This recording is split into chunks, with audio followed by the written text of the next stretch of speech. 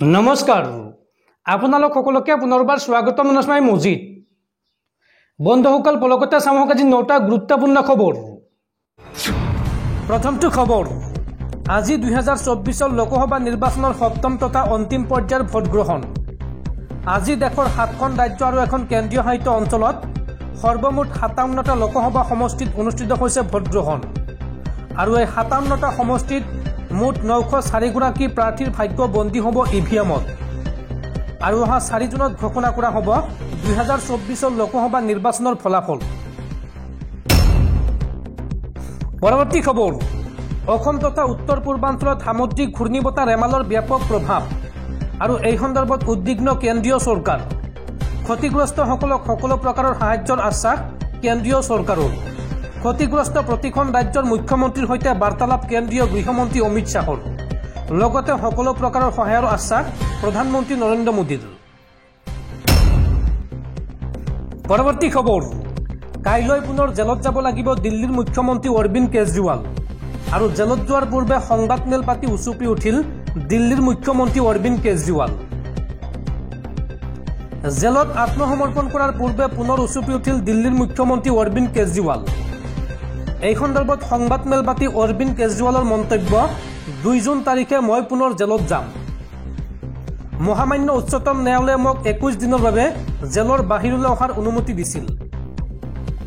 মই নাজানো এইবাৰ মোক কিমান দিন জেলত ৰাখিব, কিন্তু মই আশ্বাস দিছোঁ দেশ বচাবৰ বাবে জেল যাবলৈ মই সাজু। মই জেলৰ ভিতৰত অথবা বাহিৰত থাকিলেও দিল্লীবাসীয়ে সকলো সুবিধা পাই থাকিব। আৰু জেলৰ পৰা ঘূৰি আহি মই প্ৰতিগৰাকী মহিলা যুৱতীক প্ৰতি মাহে 1000 টকাকৈ দিম। কিন্তু মোৰ বৃদ্ধ পিতৃ মাতৃৰ প্ৰতি আপোনালোকে নজৰ ৰাখিব। পুনৰ জেলত যোৱাৰ পূৰ্বে সংবাদমেলত উচুপি এইদৰে ক'লে দিল্লীৰ মুখ্যমন্ত্ৰী অৰবিন্দ কেজৰিৱালে। বন্ধুসকল, তাৰপিছত 4 নম্বৰ খবৰটো জনোৱাৰ আগতে আপোনালৈ এটা সৰু ৰিকুৱেষ্ট, যদি তেওঁলোকে এইটো ভিডিঅ'ত লাইক কৰা নাই তেন্তে প্লিজ এটা লাইক কৰি দিয়ক। আৰু এনেকুৱা ধৰণৰ নতুন নতুন ভিডিঅ' পাবলৈ চেনেলটো ছাবস্ক্ৰাইব কৰি কাষত থকা বেল আইকনটো প্ৰেছ কৰি ৰাখক।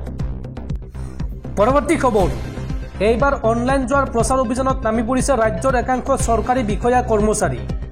আৰক্ষী কামাণ্ডৰ পাছত এইবাৰ যোৱাৰ বিজ্ঞাপন প্ৰচাৰ কৰি বিপদত পৰিছে এইগৰাকী শিক্ষক লাবুমণি আমচাঙলৈ এইবাৰ কাৰণ দৰ্শোৱা জাননী মৰিগাঁও জিলা প্ৰাথমিক শিক্ষা বিষয়াৰ। অনলাইন যোৱাৰ বিজ্ঞাপন প্ৰচাৰ কৰিছিল ইউটিউবাৰ ৰূপী এইগৰাকী শিক্ষক লাবুমণি আমচাঙে। উল্লেখযোগ্য যে ইয়াৰ পূৰ্বে যোৱাৰ বিজ্ঞাপন দি নিলম্বিত হৈছিল আৰক্ষী কামাণ্ড পাপুৰি কলিতা। পৰৱৰ্তী খবৰ, ৰিজাৰ্ভ বেংক অৱ ইণ্ডিয়া চমুকৈ RBIৰ ডাঙৰ সিদ্ধান্ত। ভাৰতলৈ RBIয়ে ইংলেণ্ডৰ পৰা ঘূৰাই আনিব 100 টন সোণ। একাংশ ভাৰতীয়ৰ বাবে সোণ আদৰৰ ধাতু। আৰু এতিয়া ভাৰতীয় ৰিজাৰ্ভ বেংকে এই সোণ দেশলৈ ঘূৰাই অনাৰ সিদ্ধান্ত লৈছে। 1 বা 2 টন নহয়, ব্ৰিটেইনৰ ভল্টত ৰখা কমেও 100 টন সোণ দেশলৈ ঘূৰাই অনাৰ সিদ্ধান্ত লোৱা হৈছে। 1991 চনৰ পাছত এইবাৰ প্ৰথমবাৰৰ বাবে ভাৰতত ইমান বুজন পৰিমাণৰ সোণ অনা হ'ব। প্ৰতিবেদন অনুসৰি ভাৰতত বৰ্তমান 822.1 টন সোণ আছে। অৱশ্য 413.8 টন সোণ বিদেশী ভল্টত আছে। কেৱল যোৱা বছৰ ভাৰতে 23 টনৰো অধিক সোণ ক্ৰয় কৰিছিল। বহিৰ্ৰাষ্ট্ৰৰ পৰা এই সোণ দেশলৈ আনিব বিচাৰিলে বহু নিয়ম মানি চলিব লাগিব। সেইবাবে বিদেশী ভল্টত বৰ্তমানো আছে ভাৰতীয় সোণ। বৰ্তমান ভাৰতীয় সোণৰ 1/3 বিদেশৰ ভল্টত আছে। 1991 চনৰ পাছত একে সময়তে ইমান বৃহৎ পৰিমাণৰ সোণ দেশলৈ অনাৰ পাছত দেশৰ সম্পদৰ এক বৃহৎ অংশ দেশতে থাকিব। এই সোণটো ব্ৰিটেইনৰ ভল্টত ৰাখিবলৈ ভাৰতে বেংক অৱ ইংলেণ্ডক ষ্ট'ৰেজ কষ্ট দিবলগীয়া হৈছিল। গতিকে RBIয়ে 100 টন সোণ দেশলৈ ঘূৰাই আনি সেই খৰচ ৰাহি কৰিব। পৰৱৰ্তী খবৰ, ৰাজ্যৰ বান পৰিস্থিতিৰ অধিক অৱনতি। ৰাজ্যৰ 9খন জিলাত বৰ্তমান ভয়ংকৰ বানপানী। ৰাজ্যৰ 9খন জিলাৰ প্ৰায় 2 লাখ লোক ক্ষতিগ্ৰস্ত হৈছে বানপানীত। আৰু বৰ্তমানৰ 3000 হেক্টৰ কৃষিভূমি পানীৰ তলত। সাগৰীয় ঘূৰ্ণীবতাহ ৰেমালৰ প্ৰভাৱত ৰাজ্যত সৃষ্টি হোৱা ধুমুহা বৰষুণৰ লগতে বাৰিষাৰ আগমনৰ ফলত ৰাজ্যৰ ভিন্ন প্ৰান্তত আৰম্ভ হৈছে বানৰ বিভীষিকা। বানপানীৰ এনে পৰিস্থিতিত ৰাজ্যৰ প্ৰান্তে প্ৰান্তে ধন জনৰ ক্ষয়ক্ষতি হোৱাৰ লগতে ছিঙিছে মথাউৰি, উঠিছে ঘৰ বাৰী। আৰু এই পৰ্যন্ত বানপানীত ৰাজ্যৰ মুঠ 1,98,856 গৰাকী লোক ক্ষতিগ্ৰস্ত হৈছে।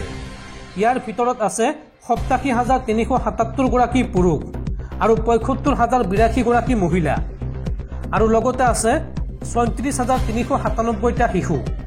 এইসকল ক্ষতিগ্ৰস্তৰ ভিতৰত এতিয়ালৈকে এজন ব্যক্তিৰ মৃত্যু হোৱাৰ খবৰ পোৱা গৈছে। অসমৰ হাইলাকান্দি জিলাত মৃত্যু হৈছে এই লোকজনৰ। অসম ৰাজ্যিক দুৰ্যোগ ব্যৱস্থাপনা কৰ্তৃপক্ষৰ তথ্য অনুসৰি এই পৰ্যন্ত ৰাজ্যৰ মুঠ 9খন জিলা বানৰ কবলত পৰিছে।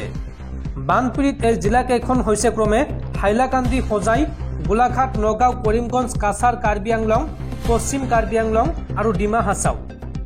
এই আটাইকেইখন জিলাৰ মুঠ 22টা ৰাজচক্ৰৰ অধীনস্থ 386খন গাঁও, 386খন ৰাজগাঁও বানত প্লাবিত হৈছে।